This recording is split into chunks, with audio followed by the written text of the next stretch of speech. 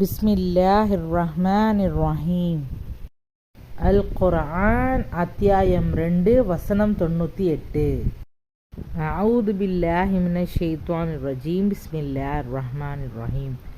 எவன் அல்லாஹுக்கும் அவனுடைய மலக்குகளுக்கும் அவனுடைய தூதருக்கும் ஜிப்ரீலுக்கும் மீகாயிலுக்கும் பகைவனாக இருக்கிறானோ, நிச்சயமாக அவன் நிராகரிக்கும் காஃபிர்களுக்கும் அல்லாஹ் பகைவனாகவே இருக்கிறான்.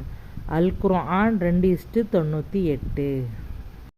அஊது பில்லாஹி மினஷ் ஷைத்தானிர் ரஜீம். பிஸ்மில்லாஹிர் ரஹ்மானிர் ரஹீம்.